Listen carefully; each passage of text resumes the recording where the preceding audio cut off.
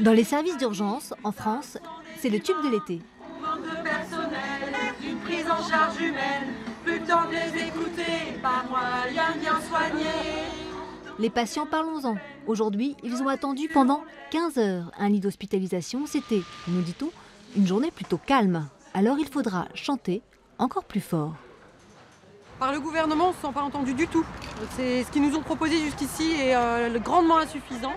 Et c'est pour ça qu'on continue à se montrer, même l'été.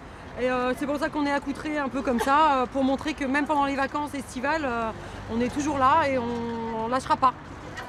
Le message de la ministre de la Santé n'a donc pas convaincu. En juin, Agnès Buzyn avait débloqué 70 millions d'euros.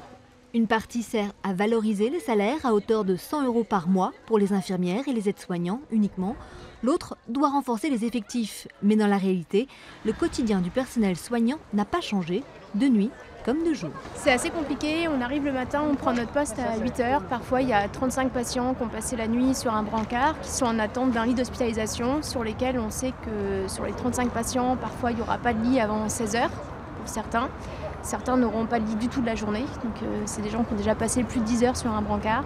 C'est compliqué. Nous, la nuit, par exemple, en secteur bleu, on est une seule infirmière pour tout le secteur, pour toute la nuit, pendant 10 à 12 heures, avec une seule aide-soignante, et on peut avoir 30 malades à prendre en charge au maximum, avec des fois 25 entrées dans la nuit, des entrées qui peuvent être urgentes, qui peuvent nécessiter des soins urgents, et on n'y arrive plus, on ne peut plus être partout. Monsieur Paul, venez là, Monsieur Paul, venez à la plage, on vous invite.